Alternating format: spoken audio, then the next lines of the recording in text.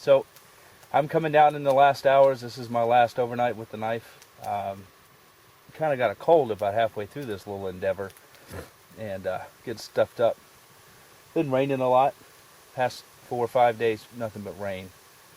A lot of mushrooms out, which has been good. But the dampness is starting to take its toll. So today I set up a bushcraft camp with a knife. Use the knife for 90% of the effort. And it's a great knife. I like it. It's a little short for baton work, and there are some other things too. So I guess what it comes down to is I actually think there's a difference between a woodsman knife and a bushcraft knife. Just like I think there's a difference between woodsmen and bushcrafters in general. And maybe I'll take some heat from this, but it's just my opinion. I think that I think a woodsman and a bushcrafter are two totally different animals. If your primary focus is on bushcraft, and to me bushcraft it's a series of skills. It's a set of skills that are somewhat primitive in nature, but they are not all encompassing. They are not the only thing in a woodsman's repertoire of skills, if you will. I think bushcraft is great. I like it. But for me, it's just a series of skills. Bushcraft is just skills. Woodsmanship is an entirely different thing. And a woodsman is entirely different than a bushcrafter, if the bushcrafter is solely focused on bushcraft as it's defined these days. So I think the knives are different as well. While the 28, the woodsman, can be pressed into bushcrafter duties, it doesn't excel at them. So if you're looking at doing intricate carving or fine working with wood, then you're going to want a bushcrafter knife, right? So a Sargent M3, Skookum bush tool, Adventure Sworn, Woodlore, primarily Scandi grind type knives, and all of them have a pretty good point on them, right? So that it makes a lot of things easier. A lot of intricate stuff that you would be doing is easier with a knife like that. At the same time, most of those knives, while they can also do other things, are not the best at certain things. Processing game, for example. I need a full belly, and I prefer a short knife, not a long one. There's a little bit of belly on the Woodsman, the 28, but you can choke up on it.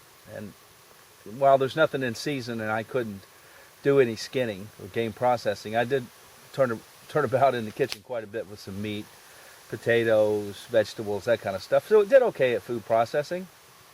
But having butchered a lot of game in my time, and a lot of skinning and gutting, it wouldn't be the ideal knife for that either. But neither would a Woodlore, for example. It's just not the best tool for it.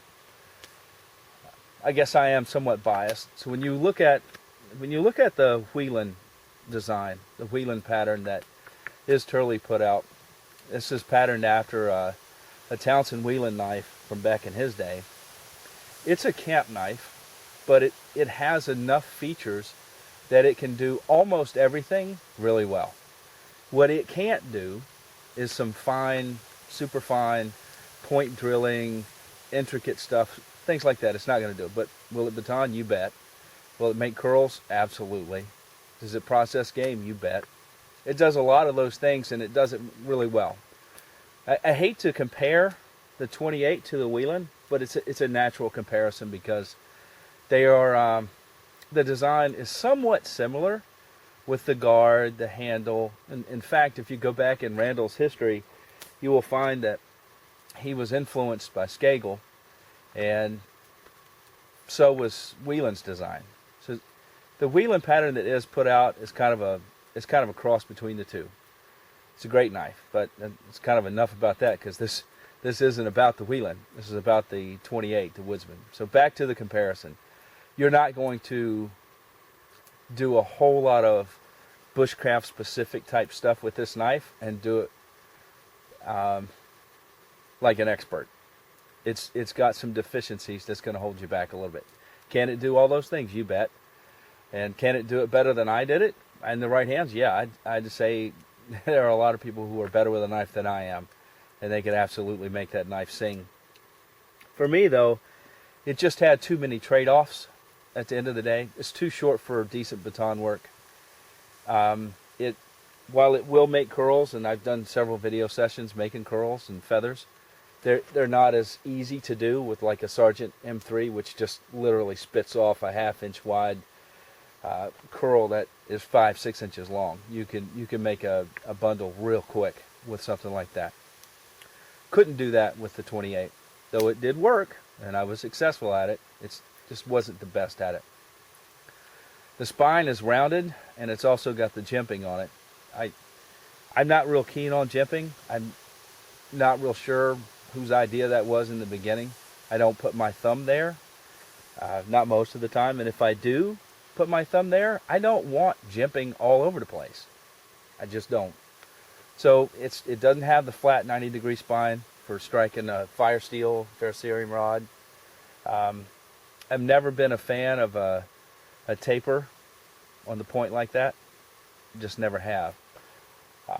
There are some other things about the knife. I found it very comfortable to use. Didn't have any issues with what I was doing with it. It just ergonomically it's fine. It's just its size and some of its design features not the best for the kind of stuff that I was doing with it. It is a handy knife. I liked carrying it. I enjoyed the feel of it. I liked having it on the sheath, on my hip. I chest carried it for a while. It's on the belt of the pack, and then I also put it on the chest pack for a couple forays. But it carries very well. It's a light knife. It's not super heavy. So I did enjoy that. And it was good in the kitchen. It did food prep fairly well. If I was to rate the knife on the categories that are important to me in a knife, for baton, I gave it a 4 out of 10. It's just too short. The blade is too short to do any significant baton work. Now, a lot of people will say, yeah, take an axe. And you know what? I do carry an axe often.